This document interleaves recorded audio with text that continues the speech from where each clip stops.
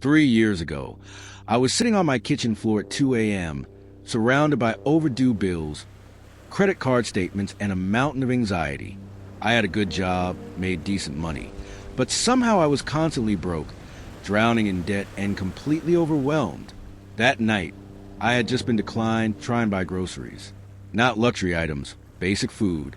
My car was maxed out, my checking account was overdrawn, and I had 2 weeks until my next paycheck. I'd like to say this was unusual, but it wasn't. This was my normal. I was making over $60,000 a year, but living paycheck to paycheck. I had no savings, $22,000 in credit card debt, and absolutely no idea where my money was going. Fast forward to today. I have 0 credit card debt, 6 months of expenses saved in an emergency fund. I'm contributing 15% to retirement. And here's the crazy part. I actually have more fun and freedom with my money than I ever did before. The difference? I finally learned how to budget properly. In today's video, I'm going to walk you through exactly how I built a budget that actually worked for me. The same system that literally saved my financial life.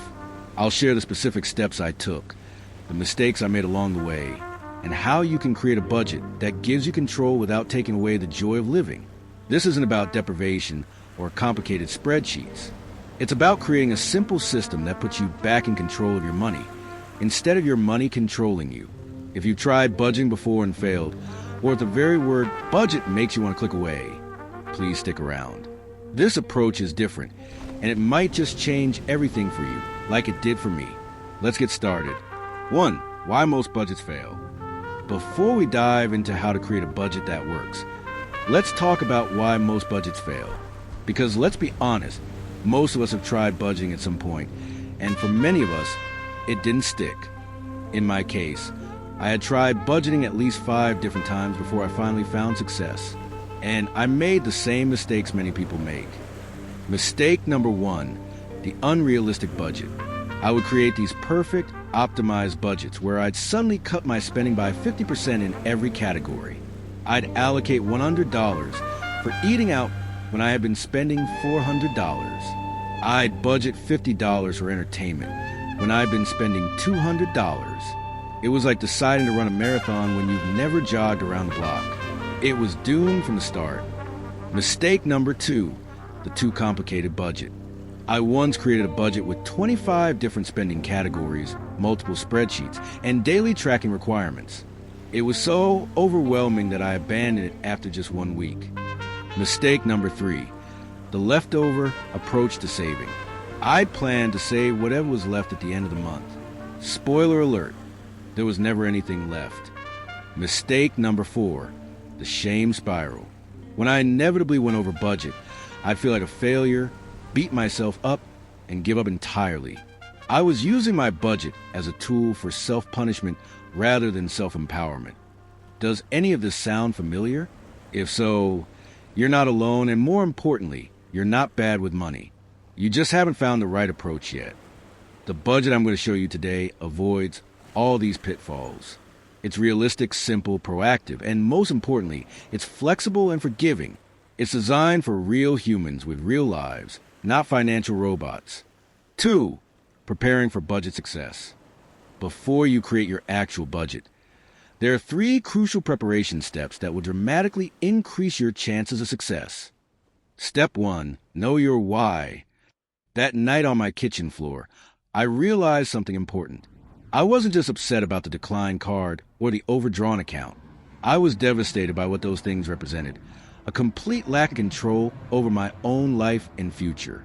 I was working hard but had nothing to show for it. I couldn't take opportunities that came my way because I was financially trapped. And the constant money stress was affecting my health, my relationships, and my overall happiness. So my why became crystal clear. I wanted freedom from financial stress. I wanted options in life. I wanted to sleep peacefully at night. Your why might be different. Maybe you want to save for a home, or travel more, or stop fighting with your partner about money. Maybe you want to change careers or start a business, but need financial stability first. Whatever it is, get clear on it and write it down. Your why will keep you motivated when budgeting gets challenging. Step 2, Face the reality of your current spending. This step is often painful, but absolutely necessary.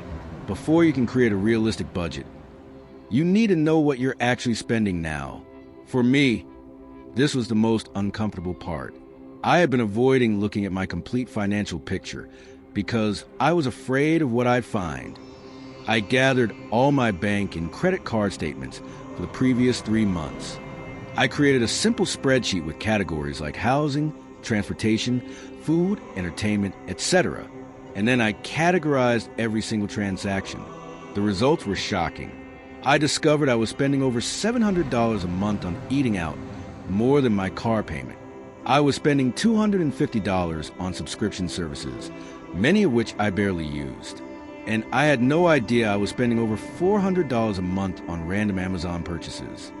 You can do this review manually like I did, or use a budgeting app like Mint or NAB that can automatically categorize your transactions.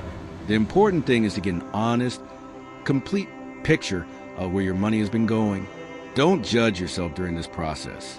This isn't about shame, it's about awareness. You're gathering data, not ammunition for self-criticism. Step 3. Identify your fixed versus variable expenses. Once you know your spending patterns, separate your expenses into 2 categories. Fixed expenses are consistent amounts paid regularly: rent, mortgage, car payment, insurance premiums, minimum debt payments, subscriptions, etc. Variable expenses fluctuate month to month: groceries, dining out, entertainment, clothing, etc. This distinction is important because your approach to budgeting each type will be different. Fixed expenses typically require more effort to change, but can offer big wins when reduced. Variable expenses are easier to adjust month to month, but require more ongoing attention. With these 3 preparation steps complete, you're now ready to create your actual budget. And you're already ahead of where most people start, with clear motivation, accurate information, and a structured approach. 3. Creating your budget, the step-by-step process. Now, let's get into the specific steps for creating your budget. I'm going to share the exact process that worked for me, which you can adapt to your own situation. Step 1. Choose your budgeting method. After trying several approaches, I found that a combination of 2 methods worked best for me. The 50-30-20 rule as a big picture framework. 50% of after-tax income for needs, 30% for wants, 20% for savings and debt repayment beyond minimums, and zero-based budgeting for implementation. Giving every dollar a specific job, so your income minus expenses equals 0. The 50-30-20 rule helped me see the big imbalances in my spending. I was spending 65% on needs, 35% on wants, and 0% on savings. Just seeing those numbers was a wake-up call. But the zero-based approach was where the magic happened. For the first time, I was deciding what my money would do before I spent it, rather than wondering where it went after it was gone. Step 2. Calculate your monthly income. List all sources of income after taxes.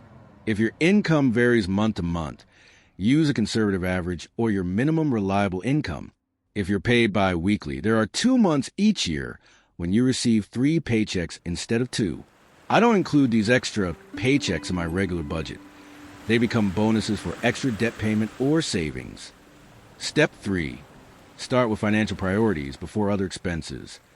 This was the game changer for me. Previously, I'd pay all my bills and everyday expenses, then save whatever was left, which was usually nothing. I flipped this approach. Now, I allocate money to savings and extra debt payment first, then budget what remains for other expenses.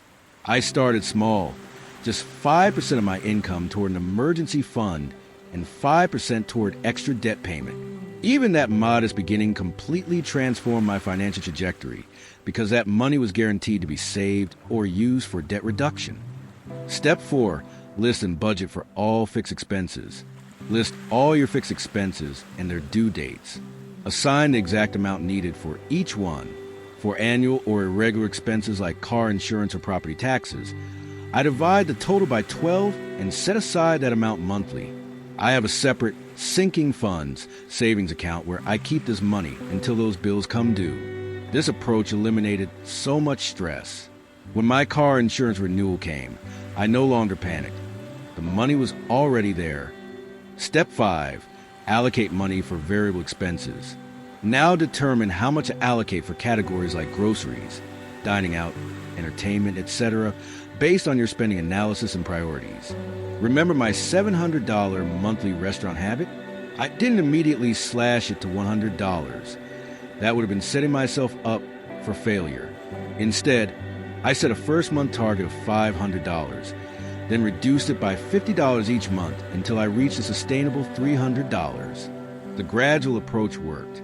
If I had tried to cut it dramatically all at once, I would have felt deprived and probably abandoned the whole budget. Step 6. Ensure your budget balances to zero. Your total income minus all allocations, savings, debt payment, fixed expenses, and variable expenses should equal zero. Every dollar has a job. If you have money left over, increase your savings or debt payments. If you're in the negative, you'll need to reduce some categories or increase your income. My first attempt didn't balance. I was over by about $300 per month. That forced me to make some tough decisions. I canceled some subscriptions, reduced my grocery budget slightly, and picked up a few hours of freelance work each month. It wasn't easy, but facing that reality was necessary. I couldn't keep spending more than I made and expect different results. Step 7. Set up your tracking system. Choose a method to track your spending against your budget. This would be an app like a NAB or Mint, a spreadsheet, or even pen and paper. I'm a tech person, so I use a NAB. You need a budget. But the specific tool doesn't matter as much as finding something you will actually use consistently. Step 8. Implement the envelope system for problem areas. If you have categories where you consistently overspend, consider using the cash envelope system for just those categories. My weakness was random target runs that would somehow always cost $150. For 3 months, I used a physical cash envelope for shopping. When the cash was gone, no more shopping until the next month. It was a powerful visual reminder of my limits, and it helped me reset my spending habits in that category. Remember, your first budget won't be perfect, and that's okay. Think of it as version 1.0. You refine it over time as you learn what works for you. 4. Making your budget work in real life. Creating a budget is one thing. Sticking to it is another. Here are the strategies that helped me turn my budget from a nice idea into a life-changing tool. Strategy 1. The weekly check-in. Every Sunday evening, I spend 15 minutes reviewing my spending for the week and planning for the week ahead. I check my category balances, record any cash transactions I haven't entered yet, and make adjustments if needed. This quick check-in prevents small issues from becoming budget-destroying disasters. If I notice I'm spending too quickly in a category, I can adjust my behavior before I blow the entire month's allocation. Strategy 2, the monthly review and reset. At the end of each month, I do a deeper review. What went well? Where did I struggle? What needs to be adjusted for next month? I actually make this fun by combining it with something I enjoy. I grab my favorite coffee, put on good music, and treat it as quality time with my finances rather than a chore. Strategy 3. The budget's not broken, it's just bent. Here's something crucial.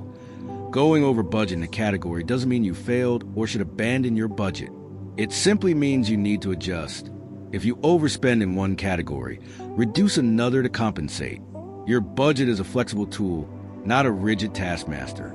Last summer, my air conditioning broke during a heat wave. The repair cost $380 that I hadn't budgeted for. Instead of panicking or charging it to a credit card, I reduced my dining out and entertainment categories for that month to cover most of the cost and took a small amount from my emergency fund for the rest. The old me would have seen this as a budget-breaking disaster. The new me saw it as a simple reallocation problem. Strategy 4. Celebrate wins, both big and small. Don't wait until you've reached your ultimate financial goal to celebrate. Acknowledge and reward yourself for milestones along the way. When I paid off my first credit card, I didn't go on a shopping spree to celebrate. That would have undermined my progress. Instead, I bought a nice bottle of wine and had a friend over for dinner to celebrate. It cost less than $30 but felt incredibly rewarding. Strategy 5. Use visual reminders of progress. Create visual representations of your financial progress. This keeps you motivated when budgeting gets tough. I created a simple debt thermometer on my wall. Each time I made an extra debt payment, I'd color in a portion of the thermometer. Watching that visual progress was incredibly motivating. For savings goals, I use a similar approach with digital progress bars. There's something psychologically powerful about watching that bar fill up over time. Strategy 6, budget for fun and self-care.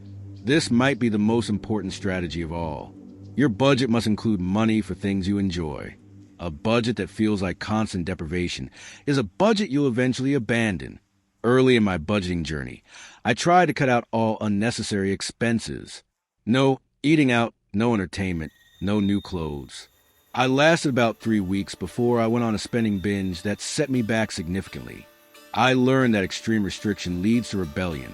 Now I build in reasonable amounts for enjoyment, which actually helps me stick to my overall plan.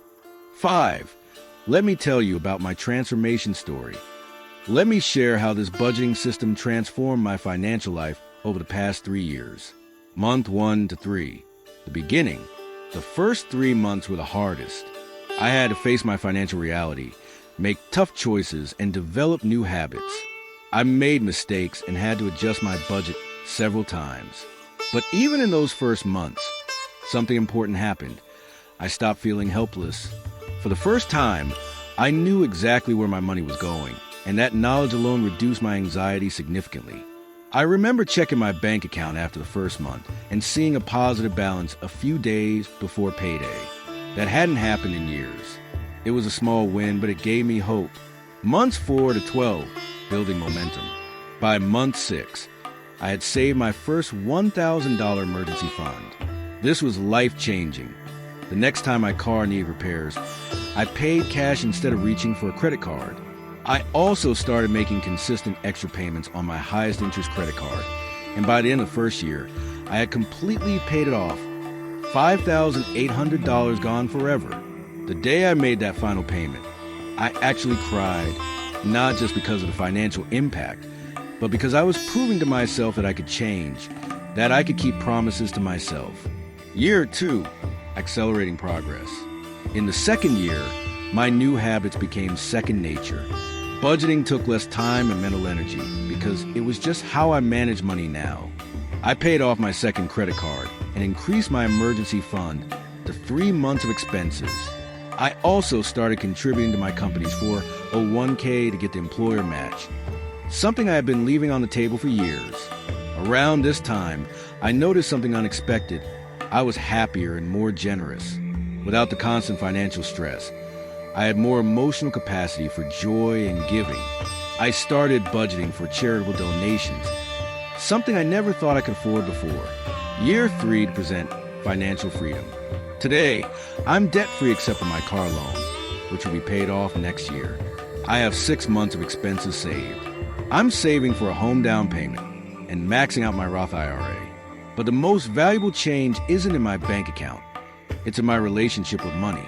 Money is no longer my master. It's my tool. I no longer feel shame when I think about my finances. I feel empowered. And that's what I want for you. Not just better numbers in your bank account, but a better relationship with money, freedom from financial stress, options in life, peace of mind. So there you have it, the complete step-by-step process to create a budget that actually works, the same system that transformed my financial life.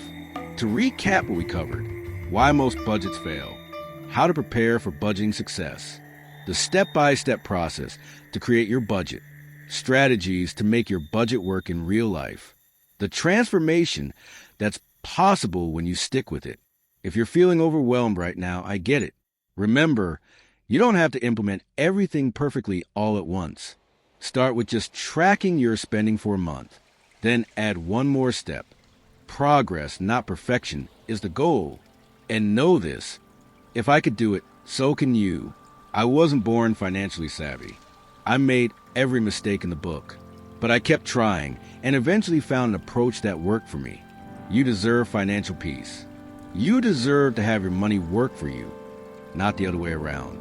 And it all starts with a budget that actually works for your real life. If you found this video helpful, please give a thumbs up and subscribe for more practical financial content.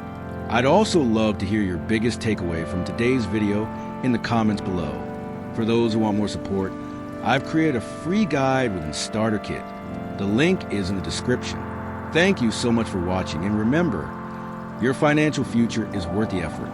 I'll see you in the next video.